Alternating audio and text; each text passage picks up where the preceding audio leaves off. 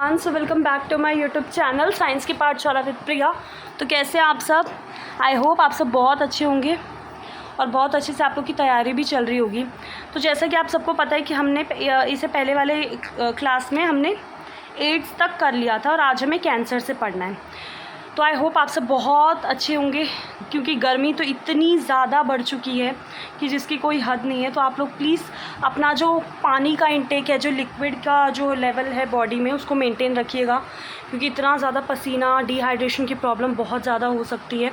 तो जितना हो सके पानी पीजिए, ग्लूकॉन डी जो भी है, बस लिक्विड का इंटेक लेते रहिए, क्योंकि मुझे तो इतनी ज़्यादा प्यास लग रही है कि मैं क्या बताऊँ आपको। और आप लोग भी अपना बहुत अच्छे से ध्यान रखिएगा। एंड हो सके तो आप बाहर निकलना प्रेफर ना ही करें तो अच्छा है। हाँ, कोई काम है तो आप जा सकते हैं, नहीं तो आप आराम से अपनी पढ़ाई कीजिए। और अभी तो खैर आपकी स्कूल की वगैरह की छुट्टियां ही होंगी, तो ठीक है, आप अच्छे से अपना ध्यान रखिए। और बहुत ज़्यादा मतलब डिहाइड्रेशन किसी उस पर नहीं होना चाहिए, क्योंकि डिहाइड्रेशन अगर हो जाता है तो उसमें बहुत ज़्यादा फैटल भी हो सकता है, वो जानलेवा भी हो सकता है। लोगों को बहुत लगता है कि अरे पानी की तो कमी है, लेकिन बहुत बड़ी बात है। तो अपना ध्यान रखिएगा। और आज का टॉपिक शुरू करते हैं, जो हमारा कैंसर है, जिसको साइलेंट किलर के नाम से भी जाना जाता है। तो कैंसर जो है one of the most dreaded disease of human beings and it's a major cause of death. मतलब जो पूरी धरती पर, पूरे ग्लोब में जो डेथ होती है ना, वो सबसे ज़्यादा कैंसर से होती है। More than a million Indians suffer from cancer and a large number of them die. हर सालाना बहुत लोग मरते हैं इससे। और जो मैकेनिज़्म होता है ना, जो इसके पीछे है कैंसर के डेवलप होने का, या जो ऑन्कोजेनिक मतलब जो सेल्स होते हैं नॉर्मल वाले, वो जब ऑन्कोजीन्स में कन्वर्ट हो जाते हैं, ऑन्कोजेनिक हो जाते हैं, उसका जो ट्रीटमेंट हो गया, कंट्रोल हो गया, ये बहुत ज़्यादा ना इंटेंस एरिया है। मतलब इसमें बहुत ज़्यादा रिसर्च चल रही है, ठीक है। हमारी जो बॉडी है उसमें जो सेल ग्रोथ होती है और जो डिफ्रेंशिएशन होता है, वो बहुत ज़्यादा कंट्रोल्ड और रेगुलेटेड मैनर में होता है। कि सेल बढ़ेगा, फिर सेल डिफ्रेंशिएट होगा, उसकी जो ग्रोथ होगी, ये बहुत ज़्यादा रेगुलेटेड और कंट्रोल्ड मैनर में होता है। लेकिन कैंसर सेल में क्या हो जाता है कि जो रेगुलेटरी मैकेनिज़्म है ना, इसी का ब्रेक डाउन हो जाता है। कि मतलब कंट्रोल्ड जो सेल था धीरे धीरे डिवाइड हो रहा है, बिल्कुल उसके ऊपर कंट्रोल रखा गया है, वो ब्रेक डाउन हो जाता है, वो रेगुलेशन टूट जाता है कंट्रोल्ड का। नॉर्मल सेल्स में एक प्रॉपर्टी होती है जिसको हम बोलते हैं कॉन्टैक्ट इनहिबिशन। इसका नाम याद रखना, ये बहुत इंपॉर्टेंट प्रॉपर्टी है कि जो नॉर्मल सेल्स होते हैं वो एक प्रॉपर्टी शो करते हैं जिसका नाम है कॉन्टैक्ट इनहिबिशन। इसमें होता क्या है, by virtue of which contact with other cell inhibit their uncontrolled growth. मतलब इसके कॉन्टैक्ट में आते जो दूसरे सेल्स होते हैं ना, उनकी ग्रोथ रुक जाती है, जो अनकंट्रोल्ड ग्रोथ होती है उनकी, वो रुक जाती है। और कैंसर सेल में क्या होता है, यही चीज़ जो है, यही प्रॉपर्टी खो जाती है, कॉन्टैक्ट इनहिबिशन की प्रॉपर्टी खो जाती है। मतलब नॉर्मल सेल्स में ना एक प्रॉपर्टी होती है कॉन्टैक्ट इनहिबिशन की, जिसमें कि by which contact with other cells inhibits their uncontrolled growth. जिसके गुण की वजह से, जिसकी वजह से जो कांटेक्ट होता है, जैसे वो दूसरों के कांटेक्ट में आते हैं तो उनका अनकंट्रोल जो ग्रोथ होती है वो रुक जाती है।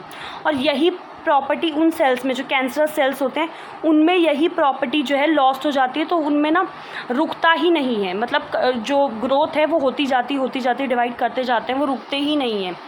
एज अ रिज़ल्ट जो कैंसर सेल्स होते हैं जस्ट कंटिन्यू टू डिवाइड, और पूरा मास बन जाता है सेल का, जिसको वैसे तो ट्यूमर बोलते हैं। कि जब एक ही जगह पे बहुत सारे सेल इकट्ठा होते एकदम मास जैसा बना देते हैं, तो वो आपका ट्यूमर बोलते हैं उसको, ठीक है। अब सबसे बड़ी बात है ना कि ट्यूमर भी 2 टाइप के होते हैं, आपको ये चीज़ ध्यान रखनी है, ठीक है। कि ट्यूमर 2 टाइप के होते हैं, एक होता है बेनिगन और एक होता है मेलिग्नेंट। अब जो बेनिगन ट्यूमर्स होता है, ये नॉर्मली क्या होते हैं कि एक ही जगह पे, ओरिजिनल पोजीशन पे, मतलब जहाँ पे सेल का पूरा अनकंट्रोल ग्रोथ हुआ है, इकट्ठा हुआ है, जहाँ पे वो मास बना है, वो वहीं पे कन्फाइंड रहेगा, ठीक है। वो बाकी दूसरे पार्ट में बॉडी के नहीं फैलेगा, और जिससे डैमेज बहुत कम होगा। मतलब डैमेज तो ऑब्वियसली बातें होगा ही, लेकिन damage as compare to malignant tumour कम होगा। अब जो मेलिग्नेंट ट्यूमर्स होते हैं उसमें क्या होता है कि मास जो है ना, प्लोरीफ्लेटिंग सेल का जो डिवाइड करते जा रहे हैं, जिनको हम नियोप्लास्टिक या फिर ट्यूमर सेल्स बोलते हैं, ये आपका बहुत तेज़ी से सेल ग्रो करता जाता है, invading and damaging the surrounding normal sales.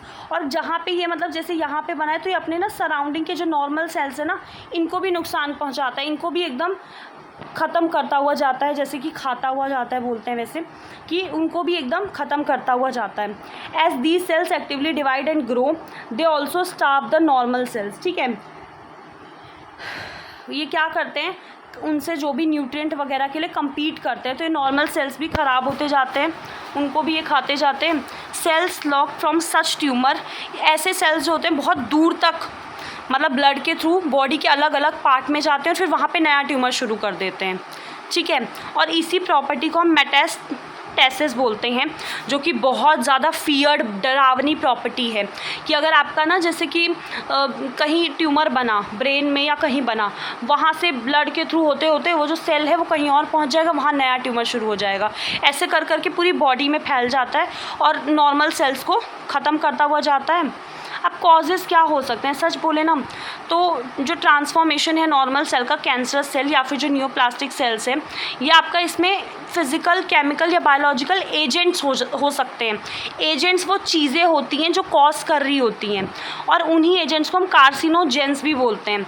जैसे कि आपकी जो रेडिएशंस होते हैं ना, जो एक्सरे हो गया, गामा रे हो गया, या फिर जो यूवी रेज हो गई, ये सारी जो है इनसे न्यूप्लास्टिक ट्रांसफॉर्मेशन होना पॉसिबल है।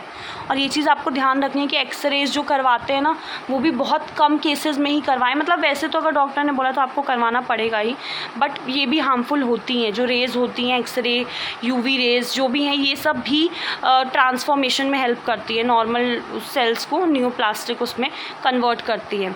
अब जो केमिकल कार्सिनोजेंस में आपका जो टोबैको है, जो आजकल कम से कम 99% लोग, मतलब मैं आजकल जहाँ अपने अगल बगल देखती हूँ, जैसे पूरी दुनिया एक धुएं में, एक टोबैको में बिल्कुल, मतलब अब वो टोबैको कैसा भी हो, आप या तो गुटखे के थ्रू ले रहे हैं, या तो आप स्मोक करके उसके थ्रू ले रहे हैं, या हुक्का या जो भी है, मतलब किसी भी थ्रू आप ले रहे हैं, तो you are in the risk. ठीक है, आप रिस्क में हैं, आपको हो सकता है। ठीक है, फिर कल को अगर हो जाए तो इस चीज़ में फिर डाउट करने की ज़रूरत नहीं है कि अरे, तो मतलब होने के लिए तो आजकल किसी को भी हो सकता है, वी कांट प्रिडिक्ट। ठीक है, तो इसमें मेन चीज़ ये है कि जो केमिकल कार्सिनोजेंस हैं, जो कि आपके टोबैको में प्रेजेंट्स होते हैं, निकोटीन होता है, बहुत ज़्यादा एडिक्टिव होता है, बहुत, अगर एक बार लत लग गई तो छोड़ पाना बहुत मुश्किल होता है। तो कोशिश कीजिए कि इन सब चीज़ों से दूर ही रहें। ठीक है, ये आपका मेजर कॉज है लंग कैंसर का। और जो कैंसर कॉजिंग वायरसेस भी होते हैं, जैसे कि आपके ऑन्कोजेनिक वायरसेस होते हैं, इनमें जीन्स जो होता है उसको हम लोग वायरल ऑन्कोजीन्स बोलते हैं। ठीक है, फर्दर मोर बहुत सारे सेवरल जीन्स हैं जिनको हम सेलुलर ऑन्कोजेंस बोलते हैं या फिर प्रोटो ऑन्कोजेंस बोलते हैं, हैव बीन आइडेंटिफाइड कि नॉर्मल सेल्स को क्या करते हैं, विच when activated under certain condition, ये उसको ऑन्कोजेनिक ट्रांसफॉर्मेशन मतलब बदल देते हैं, कैंसर सेल्स में चेंज कर देते हैं। अब हम थोड़ा सा देख लेते हैं कि अब हम कैंसर की डिटेक्शन जो है या डायग्नोस जो है उसको कैसे करेंगे। तो सबसे पहली चीज़ है कि अर्ली डिटेक्शन, की जितना जल्दी पता चल जाए उतना अच्छा, ताकि हम इसको सक्सेसफुली ट्रीट कर पाएँ। बहुत से केस में तो पता ही चलता है बिल्कुल लास्ट उसमें, तब तक तो फिर बहुत लेट हो जाती है, तो तब तक तो बचा पाना बहुत नामुमकिन सा हो जाता है। अब जो कैंसर डिटेक्शन है वो आपका बायोप्सी होती है, हिस्टोपैथोलॉजिकल स्टडीज़ होती हैं जिसमें टिश्यूज़ की स्टडी की जाती है, ब्लड की, बोन मैरो टेस्ट होते हैं, ताकि आपका जो सेल काउंट है, जैसे कि ल्यूकीमियाज वाले जो केस होते हैं जिसमें वाइट ब्लड सेल्स जो है वो बहुत ज़्यादा नंबर में बढ़ जाता है, तो ब्लड टेस्ट वगैरह भी करते हैं कि अगर जैसे RBC WBC अगर किसी में इंक्रीज़ डिक्रीज़ कुछ हुआ है तो उससे भी पता चलता है।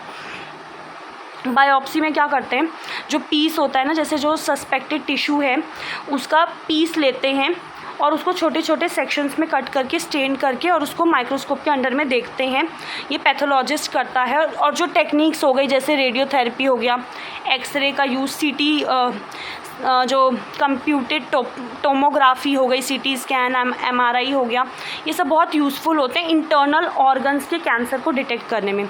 अब जो कंप्यूटेड टोमोग्राफी है, दैट इज़ CT जो है, उसमें एक्सरेज का यूज़ किया जाता है 3 डायमेंशनल इमेज को, मतलब बॉडी का 3 डायमेंशनल इमेज लेने के लिए, जो इंटरनल्स हैं ऑब्जेक्ट के। MRI बेसिकली मैग्नेटिक फील्ड का यूज़ करता है, नॉन आयनाइजिंग रेडिएशंस होती हैं जिससे कि डिटेक्ट किया जाता है कि कहीं कोई टिश्यू में कोई चेंज तो नहीं आया है। अब जो antibody against cancer specific antigen होती है उसका भी यूज़ किया जाता है डिटेक्शन के लिए। सर्टेन कैंसर्स के, अलग अलग टाइप के कैंसर हैं तो अलग अलग डिटेक्शन के लिए अलग अलग टेक्निक्स का यूज़ किया जाता है। अब जो टेक्निक है मॉलिक्यूलर बायोलॉजी की, उसको भी यूज़ किया जाता है, ठीक है, to detect genes in individual with inherited susceptibility to certain cancer. अब अगर ऐसे जीन को आइडेंटिफाई करने के लिए which predispose an individual to certain cancer, ये बहुत हेल्पफुल होता है कि कैंसर को प्रिवेंट किया जा सकता है इससे।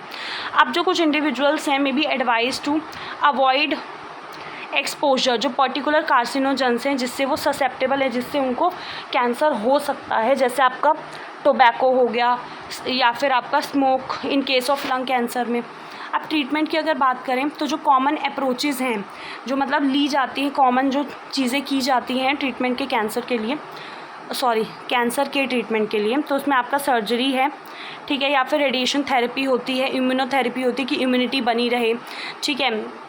रेडियोथेरेपी है जिसमें कि ट्यूमर सेल्स को क्या किया जाता है, irradiated लीथली, taking proper care of the normal tissue, उनको क्या किया जाता है, उनके ऊपर मतलब शरीर में एक तो इतनी गर्मी पैदा की जाती है कि जिससे वो सेल बिल्कुल जल के ख़त्म हो, उनको ख़त्म किया जाता है, ठीक है, या फिर रेडिएशन से उनको वो किया जाता है, ख़त्म किया जाता है, ठीक है, सराउंडिंग द ट्यूमर सेल। और ट्यूमर सेल के बगल में जो नॉर्मल सेल हैं कोशिश की जाती है कि उनको प्रॉपर उनको नुकसान ना पहुंचे।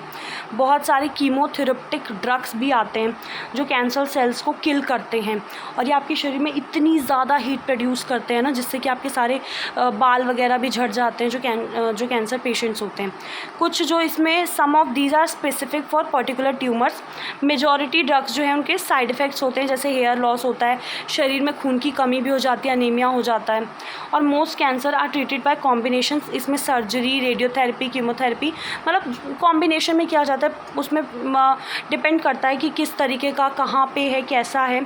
तो और जो ट्यूमर सेल है have been shown to avoid detection and destruction by immune system, इसीलिए जो पेशेंट है उन्हें एक सब्सटेंस दिया जाता है जिसको बायोलॉजिकल रिस्पॉन्स मॉडिफायर बोला जाता है, जैसे कि आपका अल्फ़ा इंटरफेरॉन है, जो बेसिकली करता क्या, इम्यून सिस्टम को एक्टिवेट कर देता है और कहीं ना कहीं ट्यूमर को डिस्ट्रॉय करने में मदद करता है।